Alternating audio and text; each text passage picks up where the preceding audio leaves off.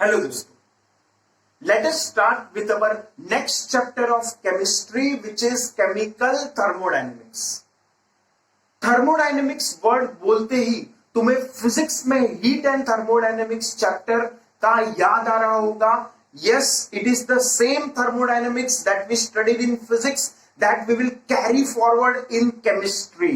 Physics में हमने उसे हीट एंड थर्मोडायनेमिक्स नाम दिया, केमिस्ट्री में हम उसे केमिकल थर्मोडायनेमिक्स का नाम देंगे. The concepts, the formulas, the results, the derivations, all that we studied in physics thermodynamics is applicable in chemistry thermodynamics also. तो इसीलिए the requirement for this chapter is कि तुम्हें physics का thermodynamics अच्छे से आना चाहिए. Only after understanding all those concepts, formulas, derivations, you can start with the chemical thermodynamics chapter. If you have not viewed or watched all the videos of heat and thermodynamics, I would request you to first make sure कि पूरा heat and thermodynamics अच्छे से आ जाए, उसके बाद ही chemical thermodynamics को start किया जाए. तो आज का जो हम लोग वीडियो लेक्चर बना रहे हैं, that is a brief revision of whatever we have studied in physics thermodynamics, and यही कॉन्सेप्ट्स हम लोग आगे कैरी फॉरवर्ड करेंगे in the study of chemical thermodynamics. So let us do a brief revision. I will not get into much details. थोड़ा ऊपर से हम लोग जो पढ़ा है पहले ही हम लोग ने थर्मोडायनेमिक्स में, उसका एक स्मॉल रिवीजन जैसा मान लो, वो हम लोग देखते हैं. Then we will start with the new quantities in the study of chemical thermodynamics. तो the revision part सबसे पहले हम लोग ने स्टार्ट किया था with system, surroundings and boundary. What is a system? For example, अगर हमारे पास एक बॉटल है जिसमें मैंने पानी भरा हुआ है, तो this is a part of universe which I am studying right now. ये यूनिवर्स के बहुत सारी चीजों में से एक चीज है जिसपे फिलहाल मेरा ध्यान है, जिसको मैं स्टडी करना चाह रहा हूं. मान लो इस बॉटल के पानी को हम लोग ने हीट किया, तो ये फिलहाल मेरा स्टडी चल रहा है. What is the effect of heat on the water in the bottle. तो ये जो वाटर इन द बॉटल है, that is the system. That is what I am trying to study. The system is the part of universe which I am studying. Surroundings is everything other than the system. System को छोड़ के बाकी जो भी है हमारे आजू बाजू, that constitutes surrounding. तो system is the part of universe under consideration. Surroundings is everything except the system. Boundary वो चीज है जो सिस्टम और सराउंडिंग्स को अलग कर दे. बाउंड्री एक लेयर है जो कि सिस्टम और सराउंडिंग्स दोनों को जुदा कर देता है, अलग कर देता है. तो these are the meaning of the terms system, surroundings and boundary in the study of thermodynamics. Coming to the types of systems, we had various types of system. जैसे एग्जांपल के लिए, अगर ये बॉटल में पानी है और ये बॉटल का ढक्कन खुला हुआ है, तो दिस इज ओपन सिस्टम. इसको बोलते हैं खुला system, open system. Why is it called open system? Because इसमें अगर मैंने हीट किया इसको, तो वाटर वेपर्स बाहर आ जा सकते हैं, और सेकेंडली अपना हीट एनर्जी भी बाहर दे सकते हैं. If the system can exchange matter and energy with the surroundings, it is called open system. उसको हम लोग ओपन सिस्टम बोलते हैं. If the system can exchange matter, मतलब ये जो वाटर है वो वेपर फॉर्म में बाहर एक्सचेंज हो सकता है सराउंडिंग के साथ, एंड एनर्जी, जो हीट एनर्जी वेपर्स को मिल रहा है, वो भी एक्सचेंज हो सकता है. तो वैसा सिस्टम जिसमें मैटर एंड एनर्जी सराउंडिंग के साथ एक्सचेंज हो सके, that is called as open system. अब इस बॉटल को मैं ढक्कन लगा देता हूं. ढक्कन लगाने के बाद अब अगर मैं इस बॉटल को गर्म करूं, इसके पानी को गर्म करूं, तो क्या वाटर वेपर्स बाहर जा पाएंगे? नहीं, ये ढक्कन बंद है. This is a closed system. Close system cannot exchange matter with the surrounding. Water vapour बाहर वो एक्सचेंज नहीं कर सकता है। Close system cannot exchange matter with the surroundings, तो ये क्लोज सिस्टम हो गया। बट एनर्जी एक्सचेंज कर सकता है। तो सपोज यहां से जो गर्म हो गया बॉटल, तो बॉटल का गर्मी अगर बाहर जा रहा है तो that is called as close system. Energy exchange हो सकता है पर मैटर एक्सचेंज नहीं हो सकता है। बॉटल गर्म होने पे आजू बाजू का सराउंडिंग्स गर्म हो जाएगा, मतलब एनर्जी एक्सचेंज हुआ पर मैटर एक्सचेंज नहीं हुआ क्योंकि वाटर वेपर्स बाहर नहीं गए। तो this is close system. Open system exchange matter as well as energy. Close system exchange energy but not matter. Isolated system भी हमने पढ़ा था। Isolated system is the system which can neither exchange matter nor energy. Matter भी exchange नहीं करेगा, energy भी exchange नहीं करेगा। This is like a thermos flask. अगर हम लोग थर्मोस फ्लास्क लेते हैं तो थर्मोस फ्लास्क के आजू बाजू ऐसा इंसुलेशन रहता है। थर्मोस फ्लास्क में जो बॉटल का पानी है वो अंदर हमेशा के लिए गर्म रहता है। प्रैक्टिकली वो कई घंटों बाद ठंडा हो जाएगा, बट थियोरेटिकली थर्मोस फ्लास्क के अंदर का जो हीट एनर्जी है वो बाहर नहीं जा सकता। थियोरेटिकली थर्मोस फ्लास्क के अंदर जो पानी है वो वेपर फॉर्म में बाहर नहीं जा सकता। Neither matter can be exchange nor energy can be exchange. ऐसा सिस्टम जो मैटर भी एक्सचेंज ना कर सके, एनर्जी भी एक्सचेंज ना कर सके सराउंडिंग के साथ, that is called as isolated system. इसको एक आइसोलेटेड मान सकते हैं। वो कोई एक्सचेंज कर ही नहीं सकता, ना मैटर का एक्सचेंज होगा ना एनर्जी का एक्सचेंज होगा। So these are the types of systems. Coming to our diathermic and adiabatic walls. ये हम लोग ने पढ़ा हुआ है। एडियाबैटिक मतलब नो हीट एक्सचेंज। एडियाबैटिक मतलब क्या? कोई हीट एक्सचेंज हो ही नहीं सकता। जैसे थर्मोस फ्लास्क है, थर्मोस फ्लास्क का जो वॉल्स है they can not exchange heat with the surroundings.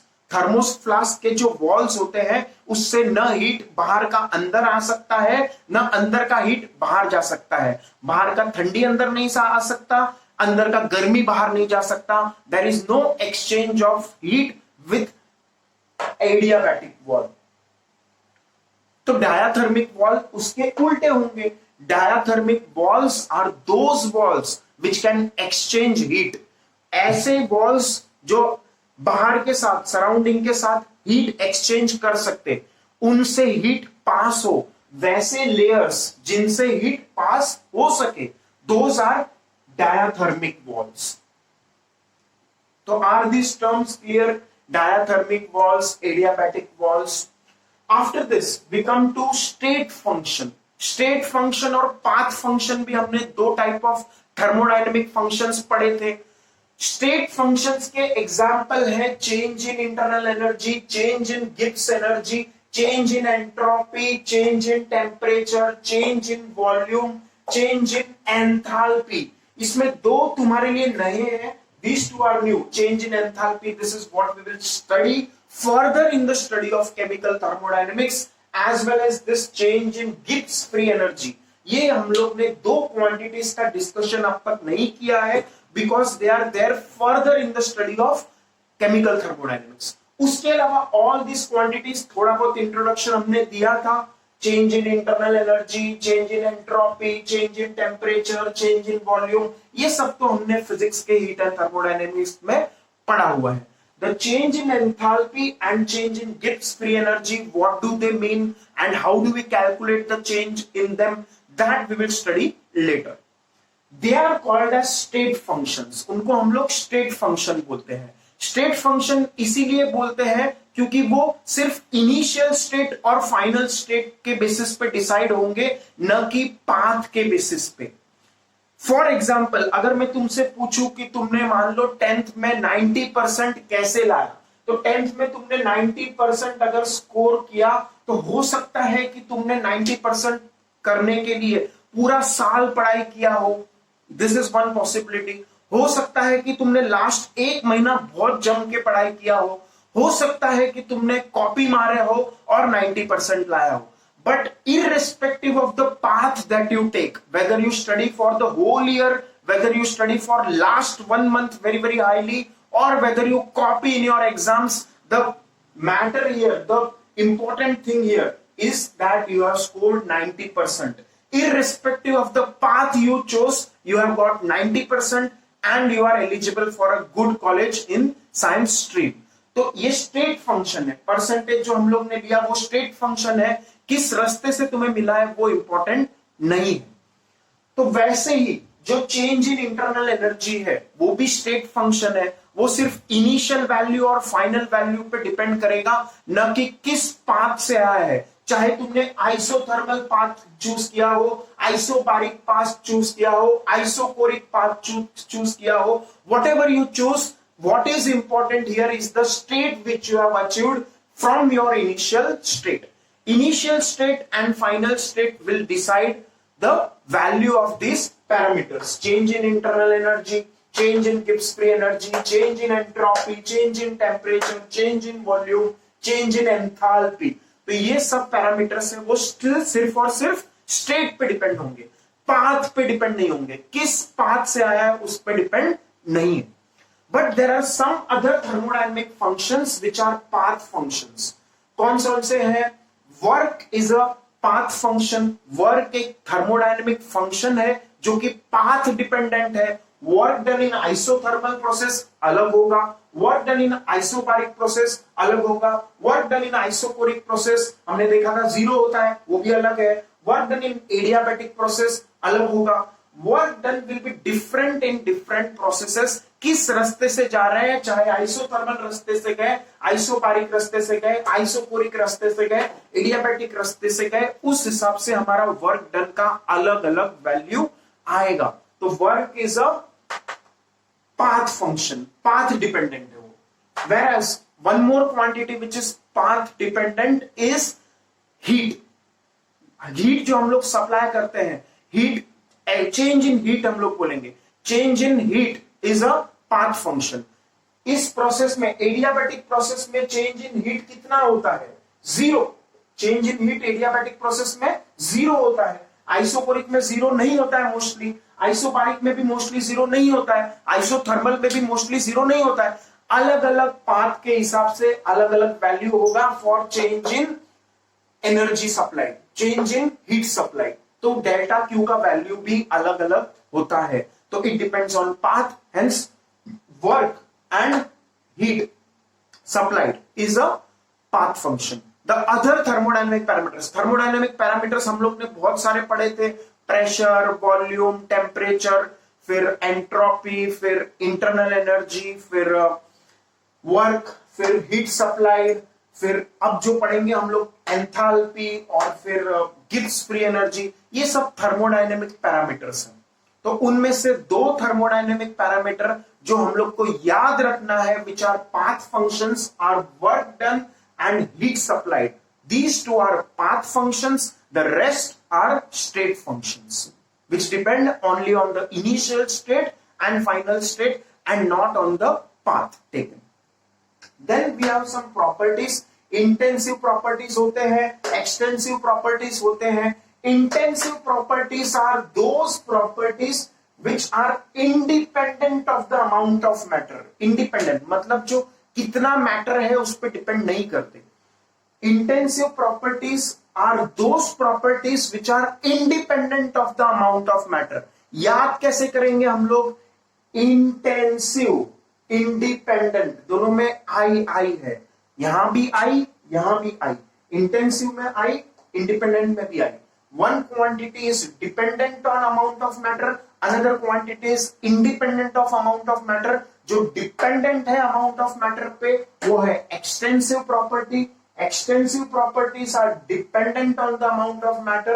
Intensive properties are independent of the amount of matter. So what are the independent quantities which do not depend on the amount of matter? जैसे हो गया pressure, जैसे इस room में कितना pressure है, मान लो 1 atmospheric pressure है, तो चाहे ये रूम झोपड़ी का रूम हो छोटा सा, या चाहे ये रूम बंगला हो, या चाहे ये रूम फ्लैट का हो, हम लोग ये नहीं पूछेंगे कि कौन सा रूम है, छोटा रूम है, बड़ा रूम है.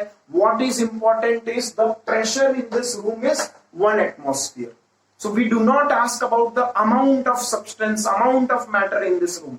We understand कि हाँ इस रूम में जहां भी हम लोग ले रहे लेक्चर वहां पे प्रेशर 1 एटमॉस्फेयर है. यहाँ पे मान लो टेम्परेचर 40 डिग्री सेल्सियस है, तो 40 डिग्री सेल्सियस बोलने पे हम लोग ये नहीं पूछेंगे कि 1 किलो पानी का टेम्परेचर 40 डिग्री है या 2 किलो पानी का टेम्परेचर 40 डिग्री सेल्सियस है.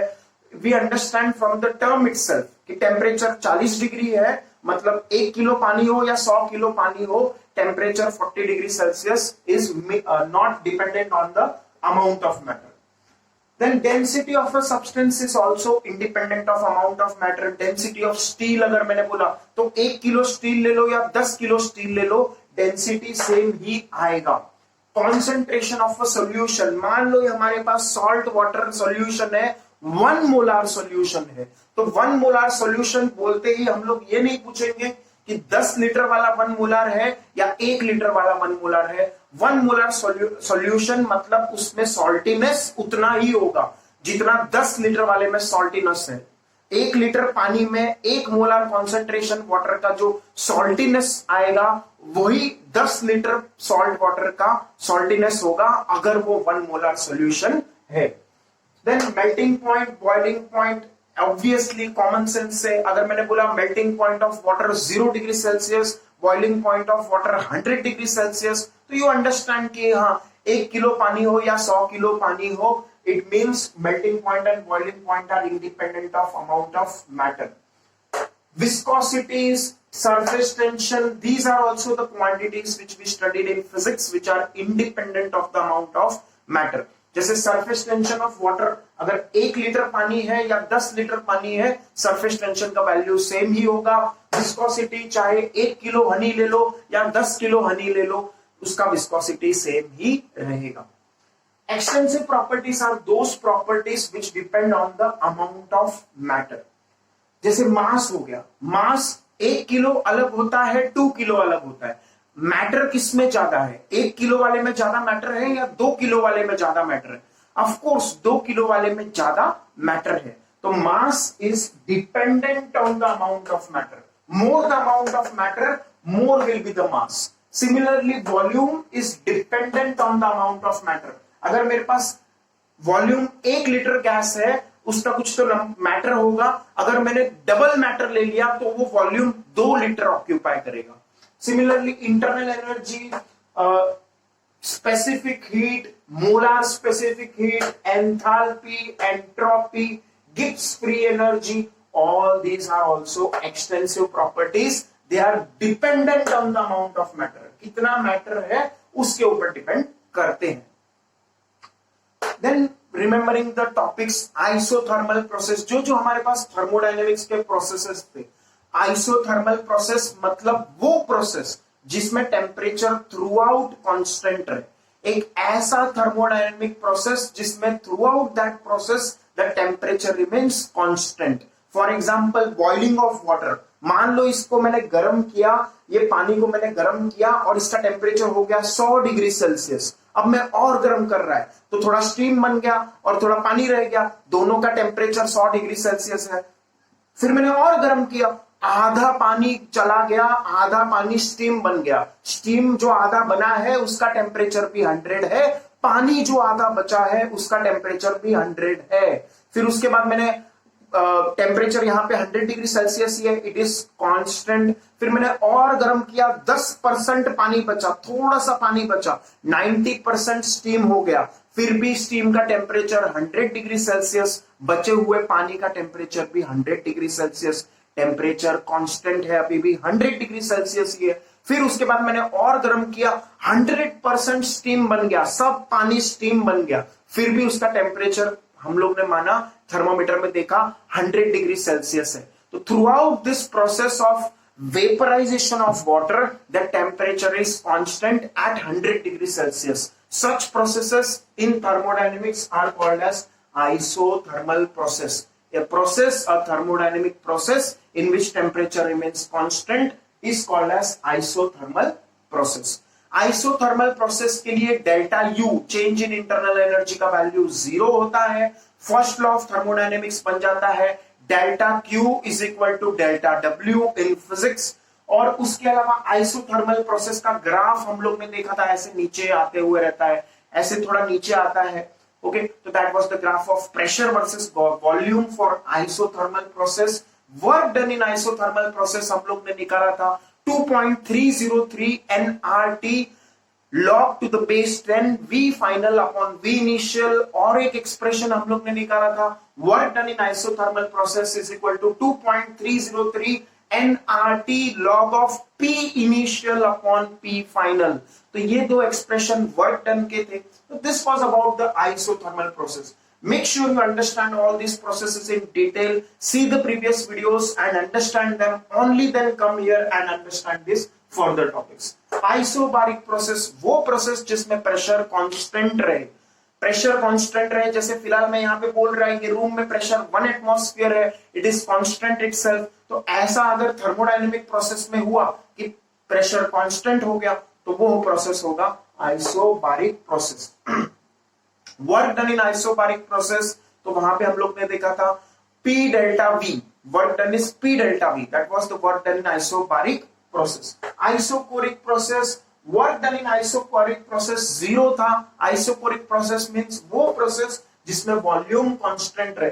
अगर मैं यहाँ पे पिस्टन को पकड़ लूं अपने हाथों से, पिस्टन को ऊपर नीचे न होने दूं और इस गैस को नीचे से हीट करूं अगर, ओके, पिस्टन ऊपर नीचे नहीं हो सकता है। तो अगर ऐसा हम लोग हीटिंग कर रहे हैं गैस का, तो दिस इज आइसोकोरिक प्रोसेस। क्योंकि मैंने यहाँ पिस्टन से इसको पकड़ के रखा है, हाथ से पिस्टन को पकड़ के रखा है, तो वॉल्यूम नहीं बढ़ेगा। वॉल्यूम नहीं बढ़ेगा तो volume is constant, that is isochoric process. A thermodynamic process in which volume remains constant is called as isocoric process.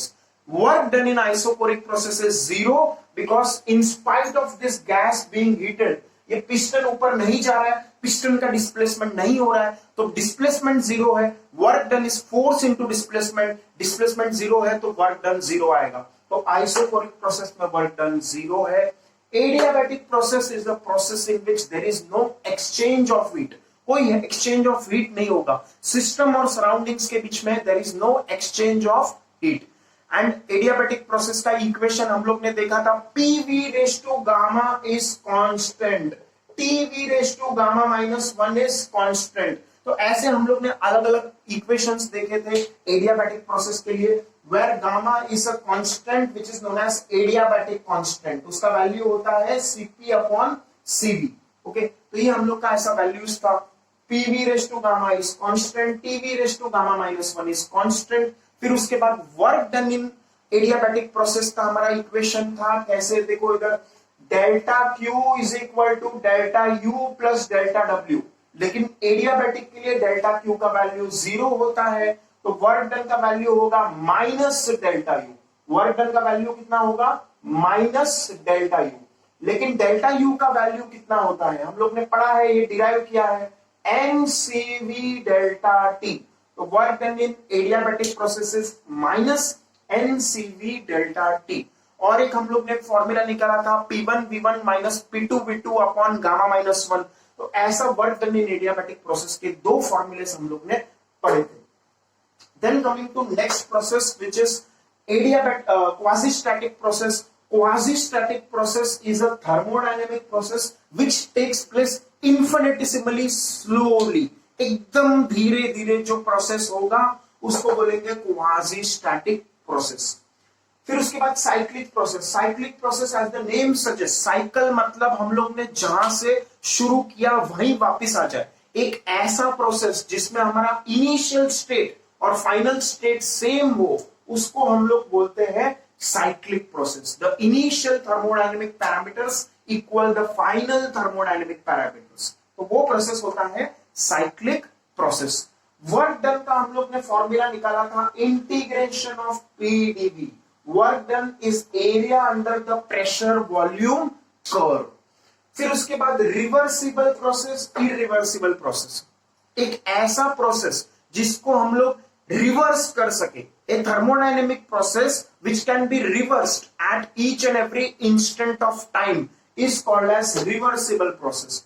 वो प्रोसेस धीरे धीरे होगा, उसको हम लोग रिवर्स कर सकते हैं। जो थर्मोडायनेमिक पैरामीटर हम लोग ने चेंज किया वो पैरामीटर हम लोग वापस ला सकते हैं, तो वैसे प्रोसेस को बोलते हैं इन थर्मोडायनेमिक्स रिवर्सिबल प्रोसेस। उसका उल्टा जो हम लोग रिवर्स न कर सके दैट इज इरिवर्सिबल प्रोसेस। एक बार हमारे थर्मोडायनेमिक पैरामीटर्स चेंज हो गए और हम एक स्टेट से दूसरे स्टेट चले गए, तो वापस हम लोग जब उस इनिशियल थर्मोडायनेमिक पैरामीटर्स पर आना चाहे तो हम लोग वो exactly same sequence of parameters बीच में जो पहले से दूसरे गए थे, तो वापस हम लोग दूसरे से पहले आते हुए सेम थर्मोडायनेमिक पैरामीटर्स अगर पॉसिबल न रहे तो that is irreversible process. For example, if we go from state A to state B with the change in thermodynamic parameters when we go from A to B, then on coming back from B to A, if we cannot get the same thermodynamic parameters in the reverse journey, जब हम लोग वापस B से A आना चाह रहे हैं तो जो थर्मोडायनेमिक पैरामीटर्स पहले हुए थे जब A से B जा रहे थे वो वापस रेप्लिकेट ना हो पाए, तो that will be called as irreversible process. हम लोग जो केमिस्ट्री या फिजिक्स में थर्मोडायनेमिक्स पढ़ते हैं, those processes are mostly quasi static and reversible. हम लोग इरिवर्सिबल का ज्यादा स्टडी नहीं करते हमारे सिलेबस में। Then coming to the sign convention. Sign convention जो हम लोग ने फिजिक्स में पढ़ा था, फिजिक्स में sign convention was increase in energy positive, increase in internal energy positive हुई, heat supply to the gas positive, heat supply हुआ, हीट मिला positive, increase in internal energy positive, heat supply नहीं होने का उल्टा हो गया, हीट रिजेक्ट हुआ, हीट बाहर निकल गया तो negative, increase in internal energy positive, decrease in internal energy negative, work done by the system positive, work done by the system कैसा है पॉजिटिव। किसमें? फिजिक्स में। फिजिक्स में हम लोग work done by the system क्या मानते हैं पॉजिटिव, लेकिन केमिस्ट्री में work done by the system क्या होगा negative, work done on the system कैसा होगा पॉजिटिव। In what? केमिस्ट्री। तो केमिकल थर्मोडायनेमिक्स में ये वर्क डन पैरामीटर का साइन कन्वेंशन उल्टा हो जाएगा। फिजिक्स में हमने देखा था work done by the system positive, work done on the system negative. Chemistry में उल्टा होगा, work done by the system negative, work done on the system positive. ये उल्टा हो जाएगा, इसीलिए हमारा first law of thermodynamics chemistry में अलग आ जाएगा। फिजिक्स में हमारा फर्स्ट लॉ ऑफ थर्मोडायनेमिक्स था delta Q is equal to delta U plus delta W. Chemistry में हम लोग का वर्क डन का उल्टा साइन है, तो यहां पे माइनस लगा दो, तो हमारा first law of thermodynamics chemistry में हो जाएगा delta U is equal to delta Q plus delta W. तो ये हमारा first law of thermodynamics in chemistry है, delta U is equal to delta Q plus delta W.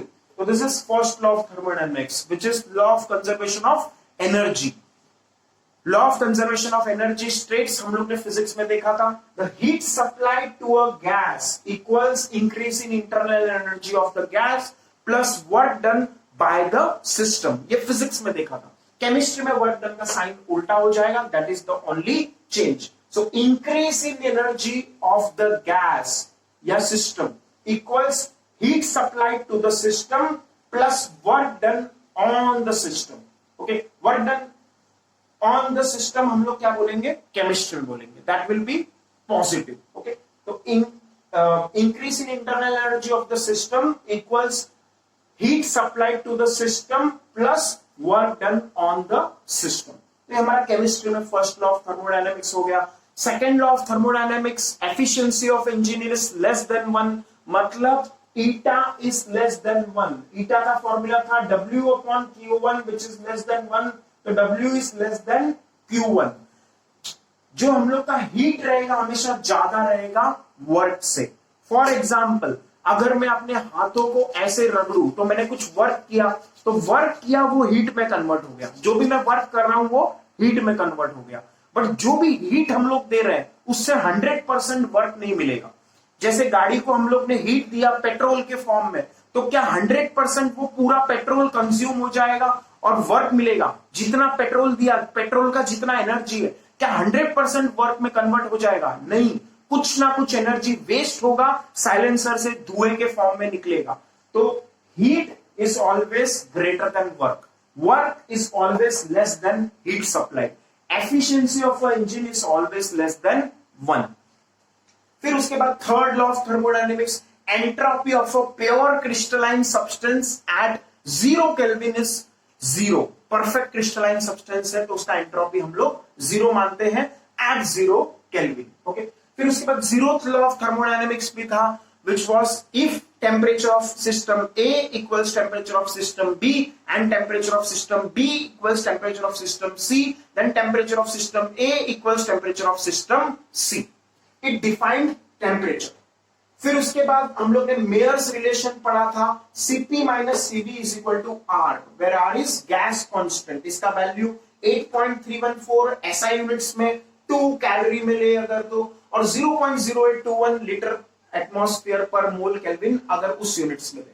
फिर Cp upon Cv is a constant which is called as adiabatic constant. उसके अलावा हम लोग ने आइडियल गैस का इक्वेशन पढ़ा, ideal gas का equation, Boyle's law, pressure is inversely proportional to volume, Charles law, volume is directly proportional to temperature, Gay-Lussac's law, pressure is directly proportional to temperature. Other parameters which we discussed was pressure का value, हम लोग ने बड़ा सा एक derivation किया था, expression for pressure in terms of RMS velocity. Pressure is 1/3 rho c square. Then from that we got the values of RMS velocity, root of 3 RT upon molecular weight, most probable velocity root of 2 RT upon molecular weight, average velocity which is root of 8 upon pi RT upon molecular weight. तो ये सब parameters, adiabatic constant का value monoatomic के लिए, डायएटॉमिक के लिए, triatomic के लिए 1.4 से 1.69 जो भी वैल्यूज है हम लोग को याद रहने चाहिए. All these are prerequisite for understanding the chemical thermodynamics. Only after learning, understanding, knowing all the derivations of all these concepts, we can